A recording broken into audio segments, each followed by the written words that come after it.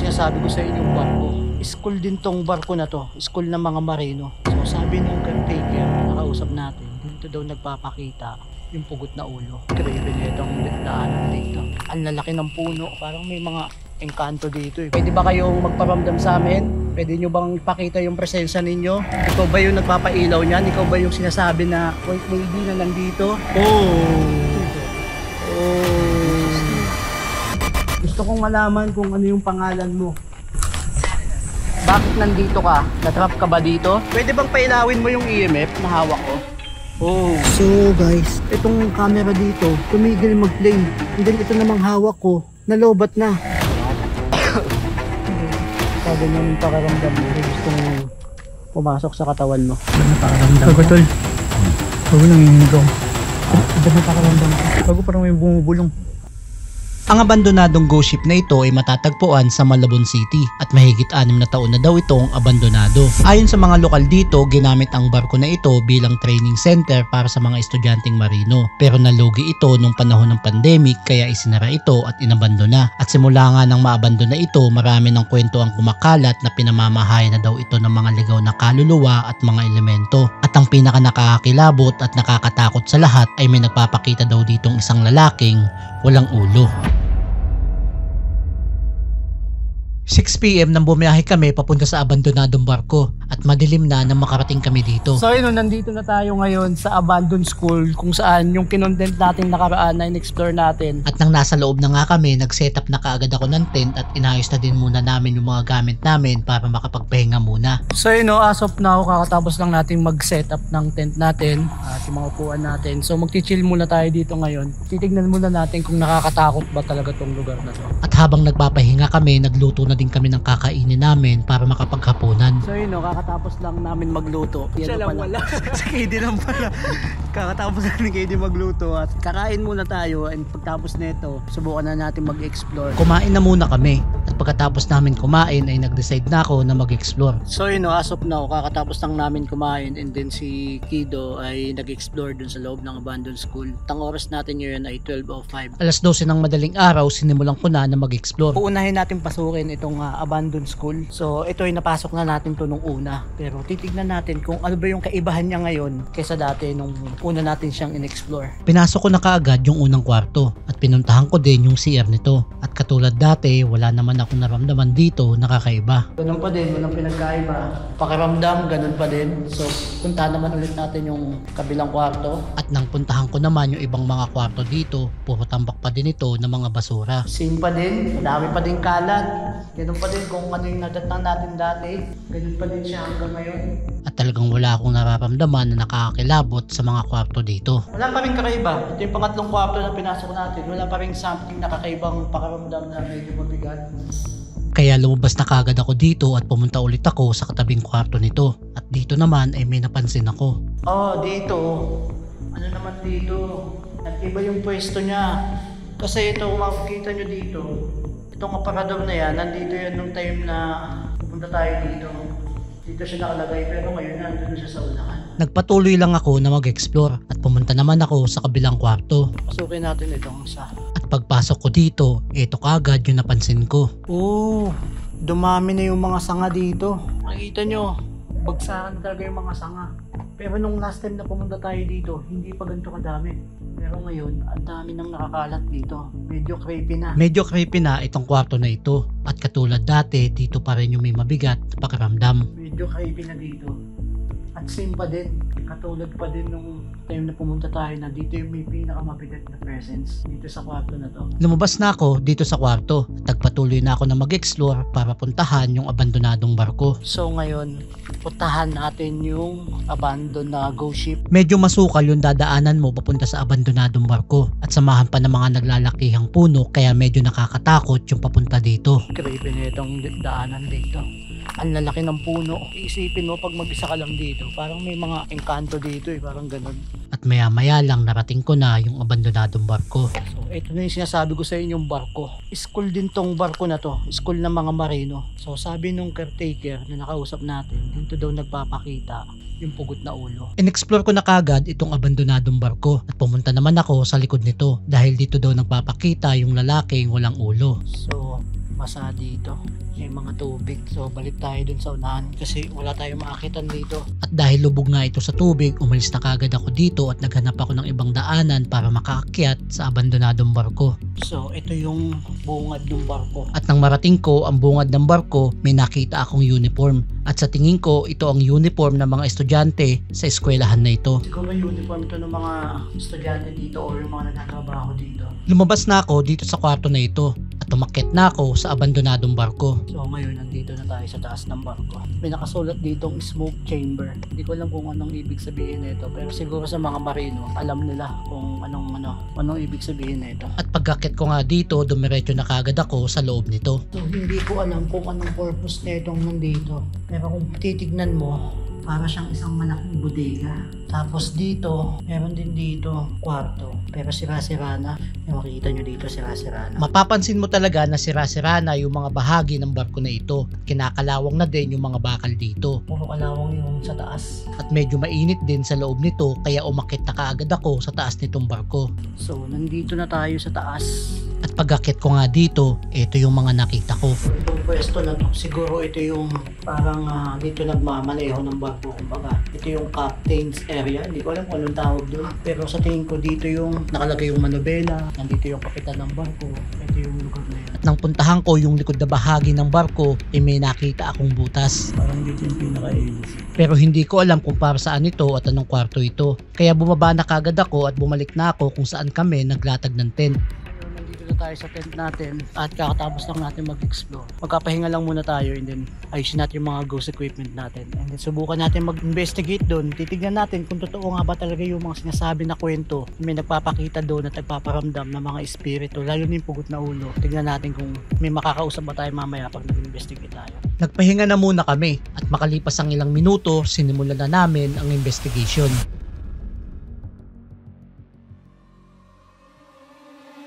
So yun o, ang oras natin ngayon ay 3:01 ng madaling araw. And as of now, magsiset up na tayo ng mga equipment natin and magkagawa na tayo ng investigation kung saan sinasabing nagpapakita daw yung Black Lady, White Lady at yung pugot na ulo. Alas 3 ng madaling araw, nag-set up na ako ng mga equipment na gagamitin ko para sa investigation. So ngayon nakaset up na tayo lahat. Naglapag tayo ng 3 motion sensor, isang REM pad na sa may puno at naglagay din tayo dito ng isang ghost ball sa may puno. So ngayon, mag-start tayo ng investigation. Tignan natin kung totoo yung mga sinasabi ng mga tao. May nagpapakita dito at nagpaparamdam. At nang uumpisahan ko na nga ang investigation, biglang umilaw yung ghost ball na nilagay ko sa may puno.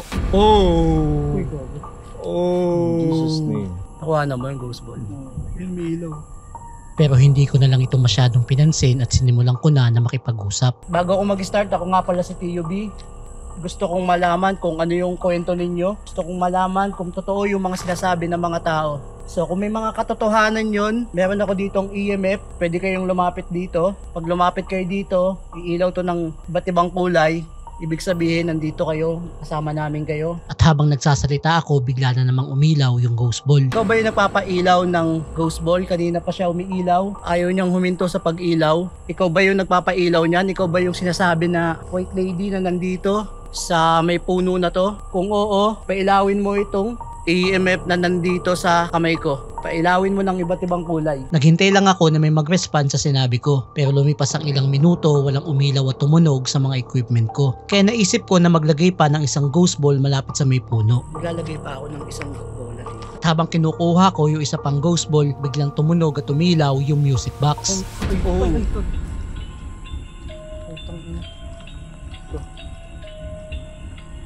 At nang lapitan ko ito at ilipat ng pwesto, bigla ding tumunog yung REM pad.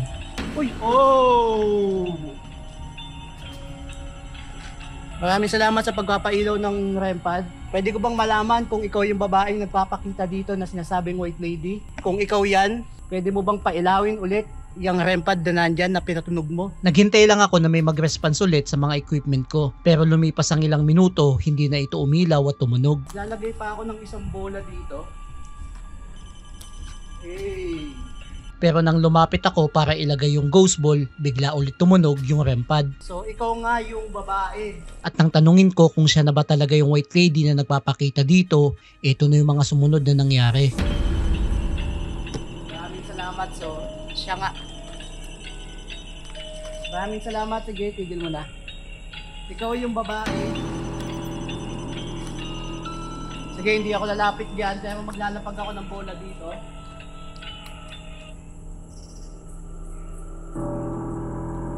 Bola. Oh. Thank you, maraming salamat sa pagpapatunog at pagpapailaw. Sigurado talaga ako na may nagpapatunog nito at nagpapailaw, kaya nagpatuloy lang ulit ako na magtanong at makipag-usap. Natrap ka na ba dito kaya nandito ka ayaw mong umalis? Or natrap ka na ba dito pero gusto mong umalis at hindi ka makaalis? Kung oo, tunugin mo ulit yung REM pad. At nang subukan kong lumapit para ilapag yung EMF, bigla ulit tumunog yung REM pad.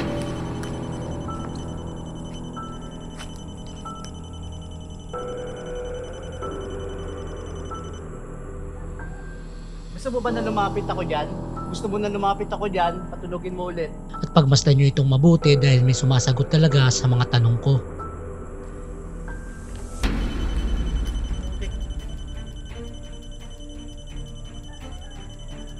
So gusto mo na nandito ako.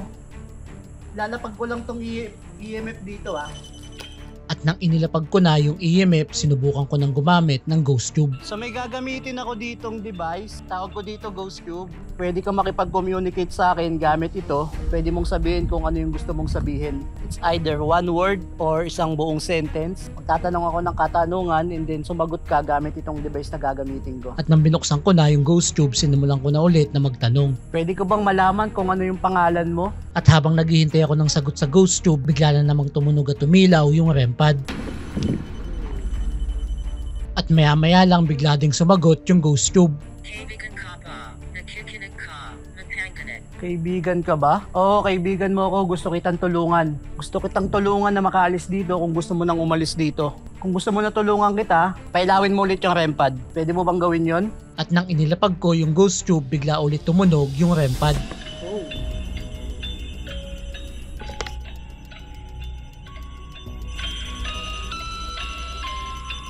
So, tumunog yung REM pad natin. Tinanong ko siya kung gusto niyang tulungan ko siya. So, tumunog yung REM pad. Gusto mo nang umalis dito? Kapahamakan? Anong gusto mong sabihin sa kapahamakan? Mapapahamak ba ako na nandito ako? Ayun ba yung gusto mong sabihin?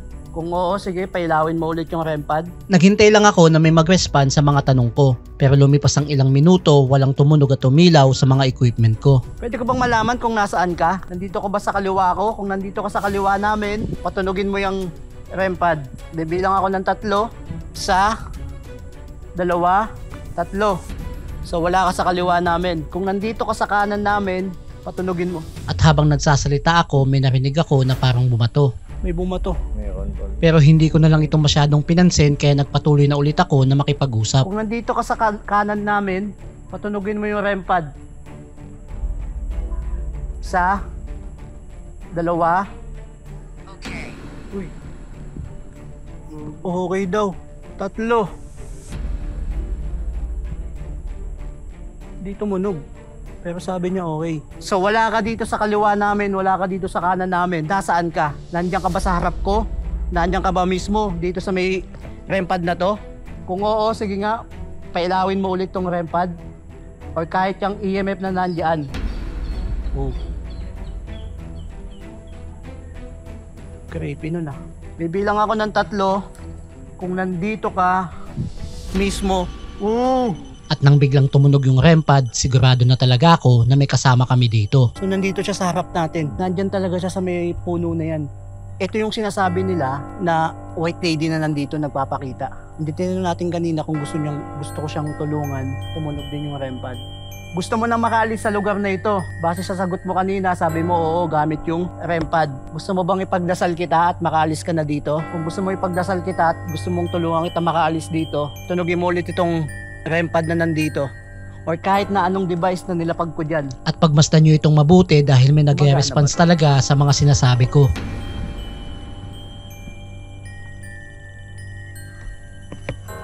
Tumunog.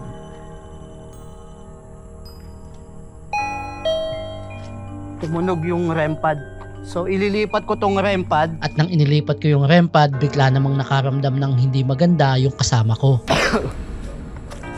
Sa pakiramdam. Susuka ka? Nasusuka ka. Oo. Pwede kang umalis dito, pre. Ha? Pwede kang umalis dito. Tol, kaya ko. First time mong sumama sa ganito, di ba? Hmm. So, ibig sabihin, kaganyan yung pakaramdam mo, may gustong pumasok sa katawan mo. Kaya ko, tol.